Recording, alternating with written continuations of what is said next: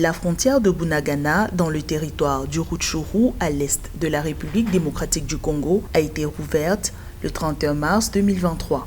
Le gouvernement congolais a procédé à la levée des barrières dans cette localité à la faveur du déploiement de 1000 soldats ougandais au sein de la force régionale de la communauté d'Afrique de l'Est. Ces troupes vont également se déployer dans les cités de Kiwanja et Mabenga afin de faciliter la circulation des personnes et des biens dans le Rutshuru. Prise par les éléments du M23 en juin 2022, la ville de Bunagana doit être libérée par les rebelles en vertu des accords de cessez-le-feu signés avec le gouvernement le 7 mars 2023.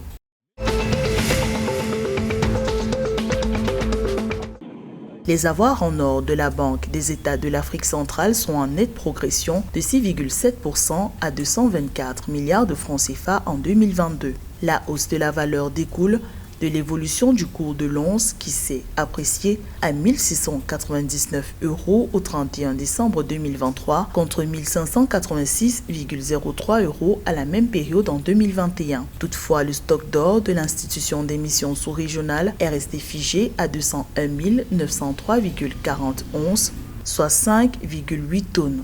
La BEAC effectue régulièrement des placements à travers des opérations de cession-rachat d'une partie de ses avoirs en or. Les opérations qui ont rapporté 91,9 millions de francs CFA en fin 2022 contre 86 millions de francs CFA en fin 2021.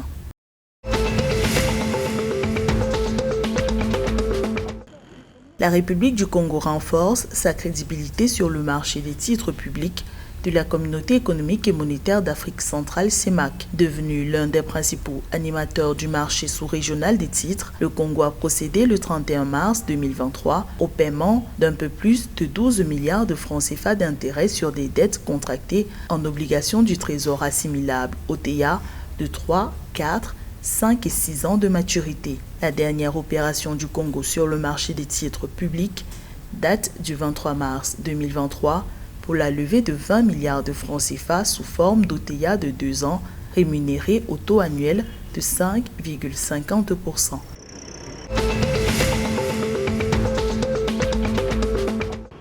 Le nouveau fonds de facilitation d'accès au crédit a bénéficié d'un financement de 140 milliards de francs CFA de la Banque africaine de développement et du gouvernement camerounais. Créé le 22 mars 2023, le Fonds de facilitation d'accès au crédit vise le développement des chaînes de valeur agricoles, de l'élevage et de la pisciculture au Cameroun.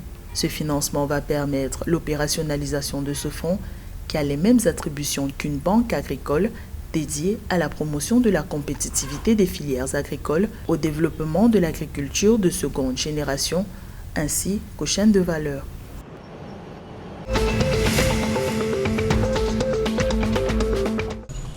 Le Conseil économique et social de la République centrafricaine a proposé de remplacer le franc CFA par une autre monnaie au sein de la Communauté économique et monétaire de l'Afrique centrale, selon des informations publiées par les médias locaux le 31 mars 2023. Les membres de cette institution ont indiqué que la devise commune aux 6 pays de l'espace communautaire a appauvri plus le pays qu'elle ne travaille à sa prospérité et son développement. Le Conseil économique et social centrafricain a également exigé le rapatriement de ses réserves de change, estimées à 50% des réserves de change globales du pays, pour rompre avec la dépendance vis-à-vis de la France.